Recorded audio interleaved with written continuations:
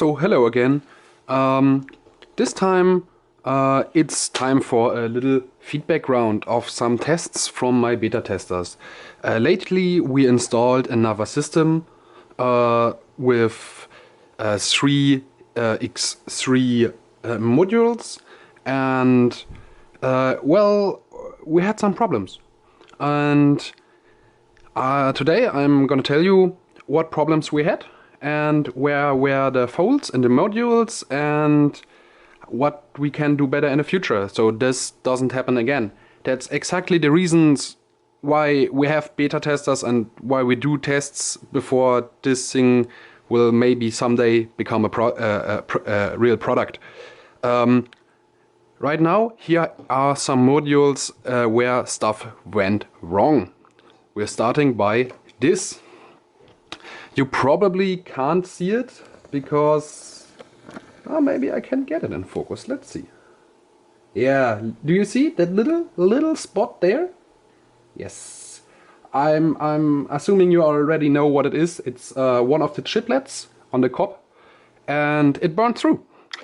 We made a quick light up test when we put the system in place and turned the system without water on for like 2 seconds on half brightness, and normally nothing should get broken by this, but this chip did, so I assume the chips in this were not properly matched, and in the future we will make longer test runs with the chips before integrating them into modules to be sure we only place good chips in modules, because well, I can reuse the fittings, I can get them out and a bit of this cable, but the chip is now in there and it's not the best like this. Then we had another problem. On this one, it's quite an old module. We had a problem. The module didn't even turn on in the first place. And again, here we had a little bit a problem again with the chiplet. Let me zoom in. Maybe I can show it to you. I'm not sure if you can actually see it, but in the corner here, there is a little bit of the silicon in front of the LED missing, and there is a scratch on the chiplet. I assuming this one got damaged in transport or while removing a little bit of the epoxy here in the front. You can see it's an early prototype, so yeah, that's it. And also it's a very early prototype because you can see when I get the focus, you can see the old channels in there. These were the channels where I used putty, not silicone for making channels. So this module is dead too. As far as I know, you can't really repair single chiplets on a cop. Now we come to another point. This module here. And this module actually worked, but it had a tiny flaw. On this side we had a little leak. So we had like one water drop every 5 minutes coming out of here. Not very much, but it was still a leak. So I will take out these fittings, put a little bit more epoxy in here, and then this module should be ready to go again. So this one we can actually fix, not so much with the other ones. So next are those three here. And those three, I'm actually happy that I went on to make serial numbers on them, because you can see those three are the ones with 3 following serial numbers, and I made this 3 in one batch, and all 3 of them had the same problem. So the serial numbers actually helped me a lot to find out what the problem was. And the problem was that I fucked up the mixture of epoxy and hardener at this batch.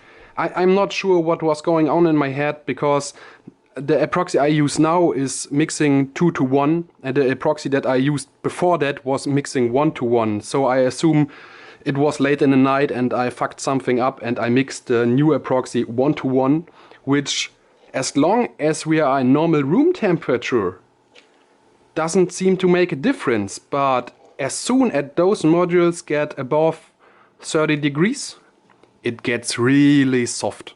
So right now you can see it's actually hard, but when yeah, when they get hot, they get soft, and then we had leaks on the side, so we had no pressure from the outside, and the water did go from the side to here and came out here.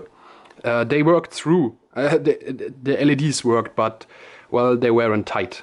And with this one, you can actually, let me zoom in, see what the water pressure did to this LED. It bulged like a balloon, and the place where the fitting is deformed. So with the water pressure on it, it actually really bulged. And yeah, that is not supposed to happening. And in the future I will be a lot more careful when mixing my epoxy.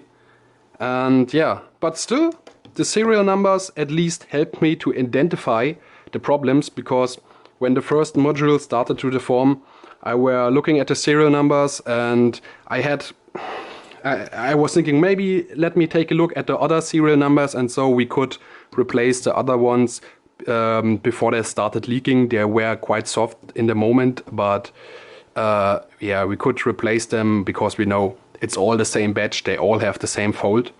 And yeah, from this one I can probably recover the fittings and a little bit of the connections, but I'm not sure if I will be able to recover the LEDs.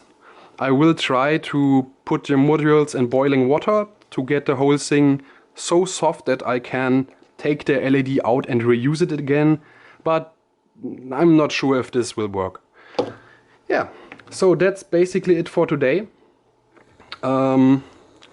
Some of the folds that were made, and yeah, everyone makes folds. I think that just happens, and it's good we find those now and not later.